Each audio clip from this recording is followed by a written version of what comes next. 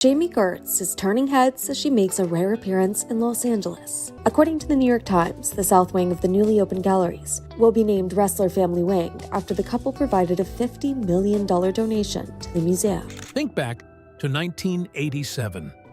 Jami Gertz was everywhere, owning cult classics and quietly building a future no one saw coming. Then she disappeared from the spotlight, not the game. On April 16, 2026, that silence cracked wide open with a $50 million move that shook Hollywood. Why would the richest actress step back into the light now? And what has she been hiding since 1989? What really happened at that LA gala that turned whispers into headlines? The April 2026 bombshell. You might see a red carpet and think glamour, flashing cameras, and borrowed diamonds. But for Jami Gertz, that walk on April 16, 2026, was something else entirely. It was a message written in quiet power, the kind that doesn't need headlines but somehow creates them anyway. Because this wasn't a comeback, it was a reveal. The setting felt predictable on the surface. The LACMA Art Plus Film Gala is one of those nights where Hollywood gathers to celebrate art, legacy, and status. A place where celebrities show up to be seen. But this time, something shifted. People weren't just watching the red carpet, they were watching her. And that alone was unusual, because Jami Gertz had spent years doing something most stars fail at, staying invisible while becoming more powerful. She stepped out in a white libertine coat, clean, almost symbolic. Not loud, not desperate for attention. It carried a kind of calm authority, like someone who already knows how the story ends. And that's when the room started to realize this wasn't just another appearance. This was a billionaire stepping into frame, not an actress trying to stay relevant. And then came the moment that flipped everything. A $50 million donation, not whispered, not hidden behind PR language, straight to the point. The Wrestler Family Wing. A permanent piece of Los Angeles culture now stamped with her name, her family, and her legacy. And just like that, the narrative changed from celebrity to architect of influence. Think about that for a second. $50 million doesn't just support art, it reshapes institutions. It decides what gets preserved, what gets displayed, and what future generations will walk through and remember. This wasn't charity in the casual sense, this was infrastructure. This was legacy engineering happening in real time. And here's where it gets interesting. Most people in Hollywood spend decades chasing relevance. Red carpets, premieres, trending moments. But Jami Gertz quietly stepped off that treadmill years ago and built something else entirely. According to industry estimates, she isn't just wealthy. She's sitting at around $3 billion. Not from acting, not from box office hits, from something far more strategic. So when she shows up after years of near silence and drops $50 million in one move, it doesn't feel random. It feels timed. It feels intentional. Almost like she waited for the exact moment when the world would finally understand what she had become. And the industry noticed.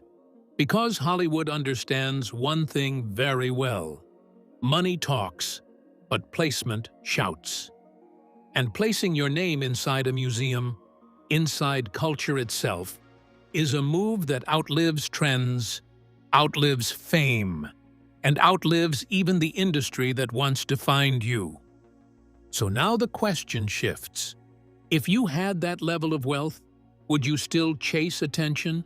Or would you build something permanent, something people walk through decades from now and say your name without even knowing your story? What does a $50 million move really say about power in Hollywood today? Because here's the part that keeps people watching. This didn't feel like generosity alone. It felt like positioning, like a signal to those paying attention that the real game was never on screen. And if this was the announcement, then what was she preparing us for all along? Because you don't just pull $50 million out of nowhere. You don't quietly become one of the richest women in Hollywood without rewriting the rules behind the scenes. So how did an actress from Twister end up operating at a level where she can reshape culture with a single decision? And why is she choosing now to let the world see it? The secret breadwinner. But here's where the story quietly flips in a way most people never saw coming. Forget everything you think you know about marrying a billionaire. In this story, the actress was the one writing the checks first. Back in 1989, when Jami Gertz met Tony Ressler, this wasn't some fairy tale where a rising star stumbled into wealth. It was almost the opposite. At the time, Jami was already working steadily in Hollywood, stacking roles, building income, and most importantly, building momentum. She had real money coming in from films, TV, and endorsements. Tony? He was smart, ambitious, clearly going somewhere, but he wasn't the billionaire we're talking about today, not even close. And this is the part that changes everything. Jami has openly said it herself. In those early years, she was the one paying for things. She bought their first house. She covered vacations. She was the financial stability while Tony was still building his career in finance. That's not speculation. Those are her own words. Let that sink in for a second. Because the narrative most people run with is simple. An actress marries a rich guy, steps back, and lives a luxurious life. Easy story. Clean, wrong. The real story is way more interesting. It's about seed money. In business, there's a concept that separates people who stay comfortable from people who build empires. It's not just about how much you earn. It's about what that early money allows you to do. And Jami's Hollywood success gave them something incredibly valuable. Time, flexibility, breathing room. While the world saw her as just another 80s star, she was quietly becoming the financial cushion that allowed bigger risks to be taken behind the scenes. And that's how the foundation was laid. Because Tony went on to co-found massive investment firms like Ares Management, and those kinds of moves require space to think, to build, to fail, and to try again. What most people miss is that space was partially funded by her. So when people say she married into wealth, they're skipping the origin story entirely. She didn't marry into the empire. She helped build the runway it took off from. And suddenly, that $3 billion net worth starts to look very different, doesn't it? Now, here's where it gets even more layered. For the first decade of their relationship, Jami wasn't just contributing. She was leading financially. That means while the cameras were focused on her acting career, something else was happening in parallel.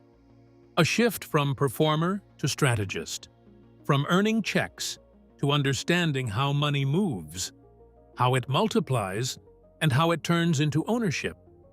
And ownership is the real game, because acting pays you once. Ownership pays you forever. So while other actors were chasing their next role, Jami was stepping into a different kind of role entirely. One that doesn't come with scripts or applause, but comes with control. Control over investments. Control over assets. Control over legacy. And maybe that's why she stepped away from the spotlight so quietly. Because once you understand how wealth really works, the red carpet starts to feel like a side quest. Now, let me ask you something. If you were the one funding the early life of someone who would later become a billionaire, would you see it as a risk or as a long-term play?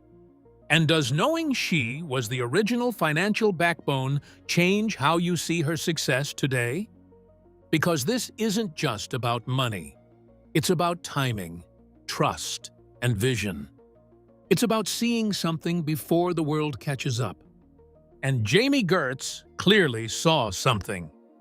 She saw potential before it became headlines. She invested before it became obvious. And most importantly, she stayed in the background while the structure grew stronger. That's not luck. That's strategy. And now, decades later, when she steps onto a red carpet and drops $50 million like it's a line in a script, you realize that moment didn't start in 2026. It started in a much quieter place, in the late 80s. In decisions, nobody was watching.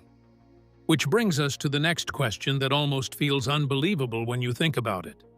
If she was the one with the money in the 80s, if she helped create the foundation, if she understood the game early, then how did that journey evolve into owning a piece of one of the most powerful assets in modern entertainment and culture? Because we're not just talking about investments anymore. We're talking about owning a professional sports empire. From Tinseltown to the NBA boardroom. But here's where the story takes a turn most people never see coming. While the world was still replaying old clips of 80s Hollywood and asking, whatever happened to her? Jami Gertz wasn't fading out. She was leveling up behind a door the cameras never followed. Because after being the financial backbone in the early years, she didn't just sit back and enjoy the ride. She stepped into a completely different arena. And not just any arena. The kind filled with billion-dollar decisions, franchise valuations, and people who don't blink when a deal costs more than a movie studio. This is the part where the spotlight quietly flips direction. While other stars from her era were chasing reboots or reality TV comebacks, Jami made a move that almost looked like a disappearance. Fewer roles, less media presence, fewer red carpets, and the public did what it always does. It assumed the worst, that maybe the roles dried up, that maybe Hollywood moved on. But behind the scenes, something else was building, something much bigger. She and her husband didn't just grow wealth, they started acquiring power, real power. The kind that owns the stage instead of performing on it. And then came the moment that changed everything. In 2015, they became majority owners of the Atlanta Hawks in a deal worth around $720 million. Let that sink in for a second. This wasn't a celebrity endorsement. This wasn't a courtside seat with a camera zoom in. This was ownership, control, decision-making at the highest level of professional sports. The same league where billionaires negotiate like chess grandmasters, and one bad move can cost hundreds of millions. And Jami wasn't just there for the photo op. She was in the room where decisions were made. Think about how wild that is. The same woman people remembered from classic films was now sitting across from executives, discussing strategy, investments, and the future of an NBA franchise. And it didn't stop there, because while the public thought she had stepped away, she had actually stepped into something most people never even hear about: a consulting world. A quiet, high-level space where influence travels through boardrooms instead of headlines. Through her firm, she was advising major companies, including tech players, helping shape decisions that ripple across industries. No paparazzi, no trending hashtags, just deals being made behind closed doors. And that's the part most people miss. Fame is loud. Wealth is quiet. Power is almost silent. Jami didn't disappear from Hollywood because she had to. She stepped away because she no longer needed it. Acting was no longer the main engine. It was the launch pad. Now she was operating in a different league entirely. And here's something even more interesting. She and her husband also had connections to Major League Baseball through involvement with the Milwaukee Brewers. Again, not as fans, not as guests, but as stakeholders in the ecosystem. So while audiences were asking, where did she go? The real question should have been, what did she become? Because she didn't leave the spotlight, she moved behind it. And once you see it like that, the entire narrative changes. It's no longer about a former actress who married into money. It's about a woman who transitioned from earning checks to signing them, from auditioning for roles to owning the stage those roles play on. Now, let me ask you something. Why do you think the media spends so much time talking about child stars who fell off, but barely mentions the ones who quietly build empires? And here's another one. Is it possible that being unknown in certain circles is actually the biggest advantage of all? Because when nobody is watching closely, you can move differently. And maybe the biggest question is this: would you rather be famous, or would you rather be powerful enough to hire the famous?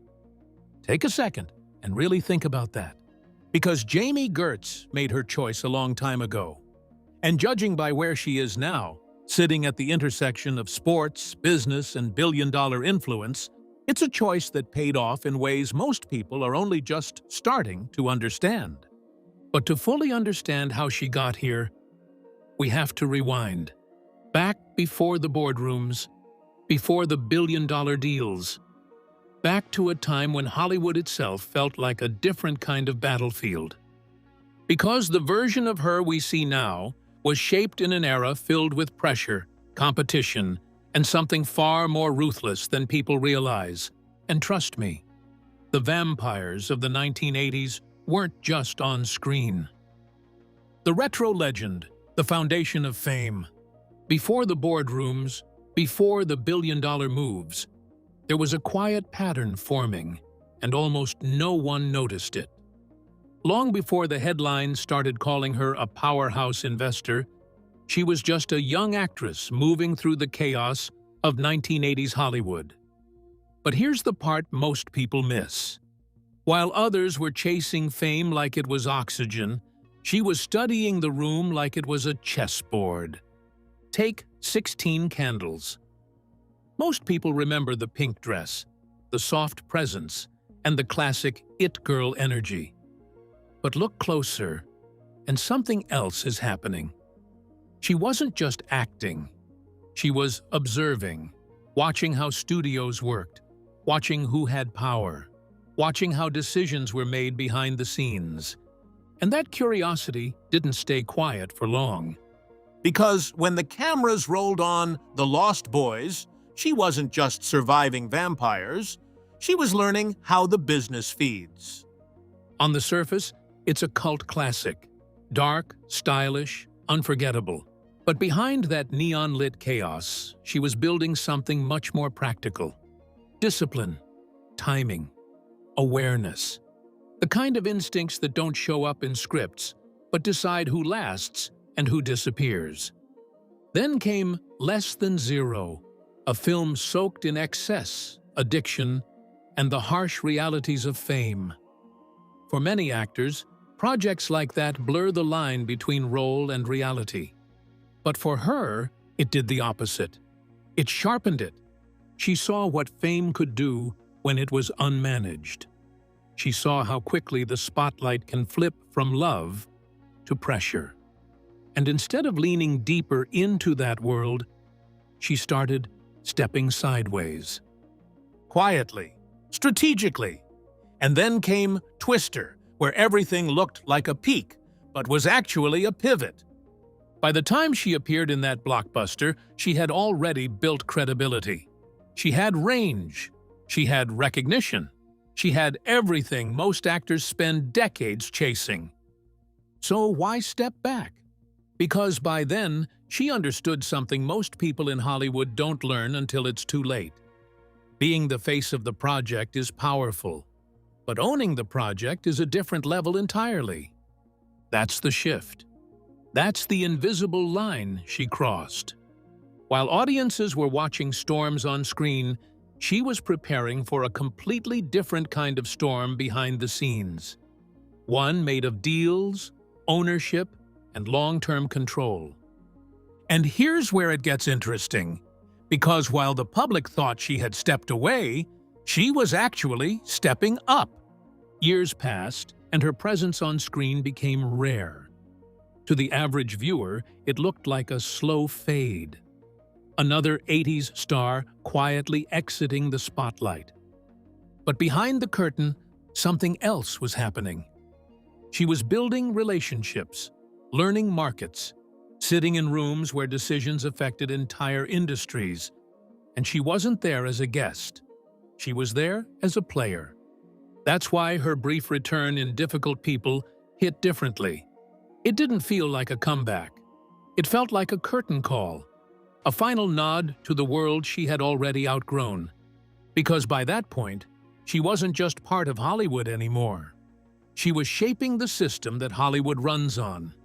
And this is where the contrast becomes almost surreal. The same woman who once fit perfectly into the 80s it-girl mold is now operating as a cultural architect. Not chasing trends, but influencing them. Not waiting for roles, but deciding which stories get funded, produced, and seen. That transformation didn't happen overnight. It was built piece by piece, role by role, decision by decision. And maybe that's the real story here. Not just how she became wealthy, but how she understood the game early enough to change her position in it. So, let me ask you this. When you were watching those classic films growing up, did you ever get the feeling she was playing a longer game than everyone else? Did you ever imagine that the same actress from The Lost Boys would one day sit at the level where entire teams, franchises, and even sports organizations move based on decisions like hers? And here's the bigger question. Is it more powerful to be remembered or to be the one deciding who gets remembered? Because now, with the $50 million donation out in the open and her influence impossible to ignore, we're no longer looking at a former actress. We're looking at someone who rewrote the rules mid-game. And that brings us to the final move. Because when someone has already conquered fame, wealth, and influence, what's left to win? But here's the twist nobody saw coming. The headlines weren't about a comeback role or a scandal. They were about a $50 million move that quietly echoed through museums, ownership circles, and billion-dollar rooms. This is what winning looks like when it's silent. Not loud, not flashy, just permanent. So what really matters in the end? Being the face everyone remembers, or the name carved into the building? Drop Hawks or Hollywood below. And tell me, which game would you rather win? I'll see you in the next one.